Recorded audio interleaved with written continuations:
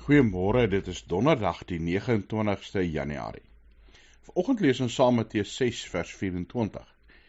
Hier leer Jesus die mense: Niemand kan twee baase dien nie, want hy sal of die een haat en die ander een lief hê, of hy sal aan die een lojaal wees en die ander een verag.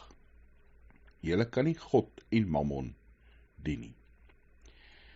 As ons sê ons bedien mekaar, ons bedien die wêreld, ons dien God, kan ons nie aan die een kant vir God dien en aan die ander kant ook maar soos die wêreld leef nie. Ons moet uiteindelik kies of ons voluit vir God of ons is nie. Die Here wil nie hê dat mens in die middel moet op die draad probeer sit nie. Want dis maar wat gebeur, iewers lê jou loyaliteit meer na die een kant toe as na die ander kant toe. Mense is baie vinnig om agter te kom wanneer jy nie eg is nie. Om agter te kom wanneer jy 'n verskuilde agenda het.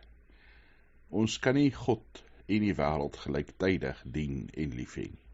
Ons kan nie God en geld, Mammon, lief hê nie. Fokus op die Here. Mag hy die nommer 1 in jou lewe wees, dat jy deur jou diens in die wêreld ander mag bedien, en dat hulle iets kan beleef van God in jou, by jou, deur jou. Hemelse Vader, dankie dat ons weet U het ons lief. Bewaar ons asseblief deur die Heilige Gees, dat U, Here, ons enigste sal wees. Hemelse Vader, ons kan so maklik kompromieë aangaan, ons kan so maklik probeer om alles te balanseer in ons lewe.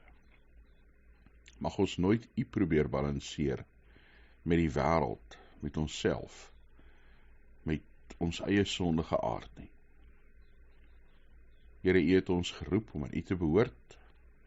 Gebruik ons ook nou as instrumente in U koninkryk, van diens, van diensbaarheid, van omgee en liefhê. Dankie dat ons ook vir mekaar kan bid. Ons bid, Here, dat U asseblief ook vir ons in ons nood en ons seer sal bystaan. Dat U, Here, asseblief sal krag gee waar nodig is, genesing, vrede, moed, wysheid en nuwe planne. Dankie dat ons voor U kan staan en weet, U is 'n Vader wat hoor, wat genees. In Jesus Christus se naam. Amen.